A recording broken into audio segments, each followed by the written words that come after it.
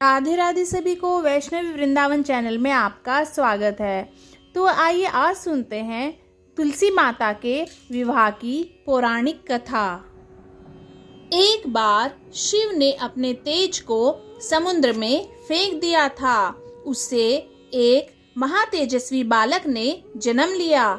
यह बालक आगे चलकर जालंधर के नाम से पराक्रमी दैत्य का राजा बना। इसकी राजधानी का नाम जालंधर नगरी था। दैत्य राज कालनेमी की कन्या वृंदा का विवाह जालंधर से हुआ। जालंधर महाराक्षस था। अपनी सत्ता के मद में चूर उसने माता लक्ष्मी को पाने की कामना से युद्ध किया, परंतु समुद्र से ही उत्पन्न होने के कारण माता लक्ष्मी ने उसे अपने भाई के रूप में स्वीकार किया। वहां से पराजित होकर वह देवी पार्वती को पाने की लालसा से कैलाश पर्वत पर गया।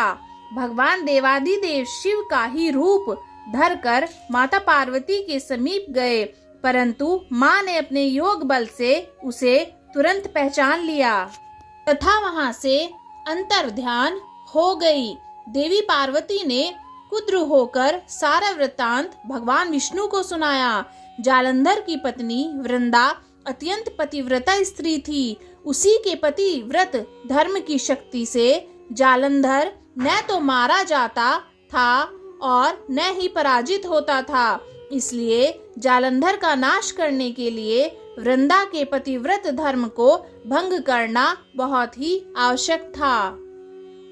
इसी कारण भगवान विष्णु ऋषि का वेश धारण कर वन में जा पहुँचे, जहाँ वृंदा अकेली भ्रमण कर रही थी। भगवान के साथ दो मायावी राक्षस भी थे, जिन्हें देखकर वृंदा भयभीत हो गई।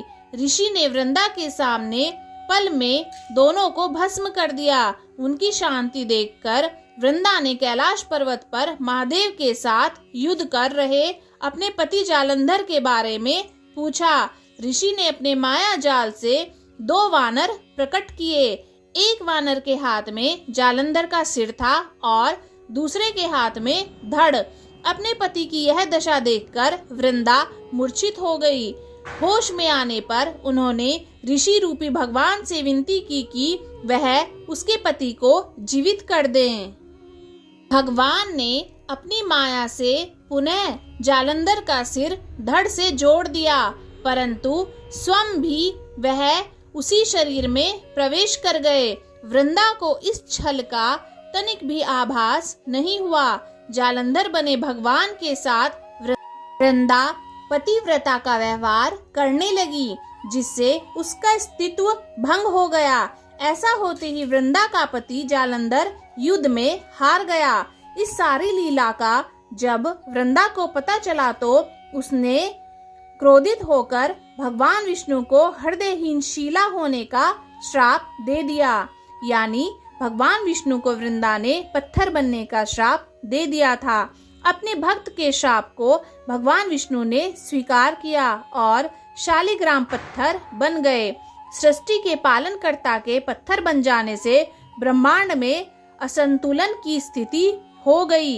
यह देखकर सभी देवी देवताओं ने वृंदा से प्रार्थना की वह भगवान विष्णु को श्राप मुक्त कर दे। वृंदा ने भगवान विष्णु को श्राप मुक्त कर स्वयं आत्मदाह कर लिया। जहाँ वृंदा भस्म हुई वहाँ तुलसी का पौधा उगा। भगवान विष्णु ने वृंदा से कहा, हे वृंदा, तुम अपने अस्तित्व के कारण मुझे लक्ष्मी से भी अधिक प्रिय हो गई हो। अब तुम तुलसी के रूप में सदा मेरे साथ रहोगी। तब से हर साल कार्तिक महीने के देव उठनी एकादशी का दिन तुलसी विवाह के रूप में मनाया जाता है। जो मनुष्य भी मेरे शालिग्राम रूप के साथ तुलसी का विवाह करेगा, उसे इस लोक और परलोक में विपुल यश प्राप्त होगा। लो तुलसी माता शालिग्राम जी की जय। दोस्तों, जिस घर में तुलसी होती है वहाँ यम के दूत भी असमय नहीं जा सकते। मृत्यु के समय जिसके प्राण मंजरी रहित तुलसी और गंगा जल मुख में रखकर निकल जाते हैं, वह पापों से मुक्त होकर बैकुंठ धाम को प्राप्त होता है। जो मनुष्य तुलसी व आंवले की छाया में अपने पितरों का श्राद्ध करता है, उसके पितृ मोक्ष को प्राप्त हो जाते हैं।